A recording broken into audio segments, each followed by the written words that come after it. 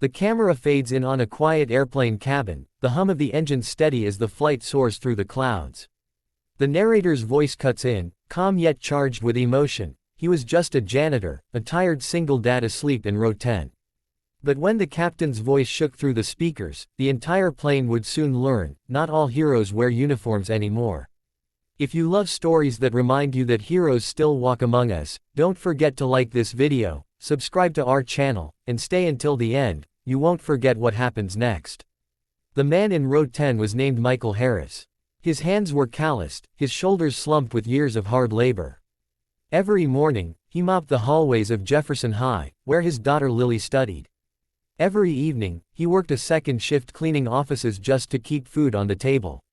Life had worn him down, but he never complained. The kids at school saw him as just the janitor. What they didn't know was that 10 years ago, Michael had been one of the most skilled combat pilots in the U.S. Air Force. Call sign, Falcon. He'd flown through storms of fire, carried out rescue missions in war zones, and lost brothers in arms he'd never forget. But after his wife's passing, he hung up his wings. Lily needed a father more than the world needed another soldier. This flight was supposed to be simple, a short trip to attend Lily's college interview. She was the reason he smiled these days. She was sitting 2 rows ahead, chatting nervously with a kind old lady about her dreams of studying medicine. Michael smiled faintly, exhaustion tugging at him as he drifted off into a rare, peaceful sleep. Then, chaos. The captain's voice cracked through the speakers, trembling. "Ladies and gentlemen, this is your captain speaking. We're experiencing a critical systems failure. If there are any pilots, anyone with flight experience, please identify yourself immediately." Gasps filled the cabin. The plane jolted violently, turbulence shaking cups and luggage. A baby cried somewhere in the back. A flight attendant stumbled down the aisle, her face pale. Lily turned around, frightened. "Dad," she whispered, her voice trembling. He didn't move at first, still groggy from his nap. Then he heard the word that snapped him awake: pilots. He rose slowly, his old leather jacket creasing with the motion.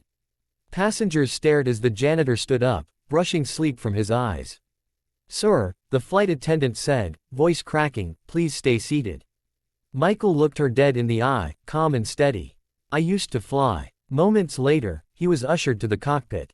The co-pilot was unconscious from the turbulence. The captain's hands were shaking as he fought with the controls. "Engine 1's out," he stammered. "Autopilot's gone. We're losing altitude." Michael slid into the right seat, movements instinctive.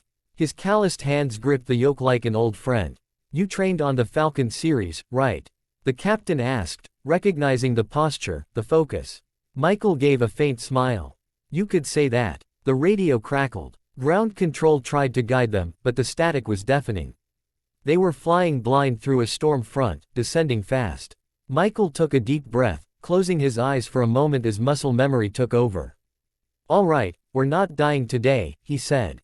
Outside, lightning flashed across the wings. Inside, passengers prayed, cried, held hands. Lily's eyes were fixed on the cockpit door, tears running down her cheeks. Michael's voice was calm as he worked with the captain. "Flaps 20. Trim up. Pull steady, don't fight the wind."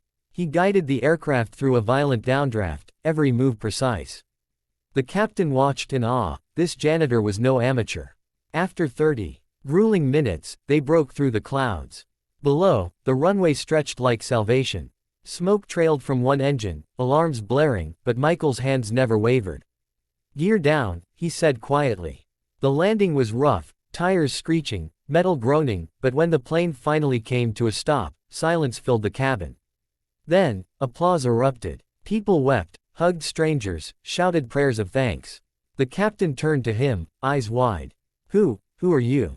Michael just looked at him and whispered, "Just a janitor." He walked back down the aisle to Lily, who ran into his arms, sobbing. "I thought I'd lost you," she cried. He kissed the top of her head.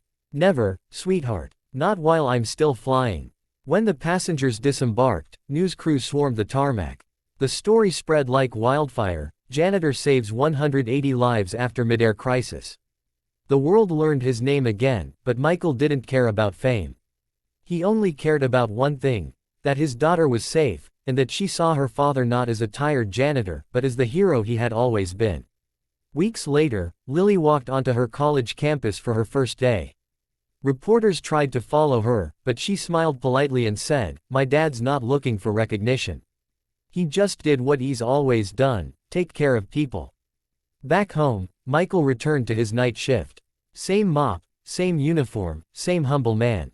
But every so often, a student would stop him in the hall and say, "Hey, Mr. Harris, I saw the video. Thank you." He'd nod, smile faintly, and whisper, "Just doing my job." The camera pans out as he walks down the hallway, mop in hand, the sound of distant airplane engines echoing softly. The narrator's voice fades in one last time. "Never underestimate the quiet ones in row 10, because some heroes don't need wings anymore, they already earned them."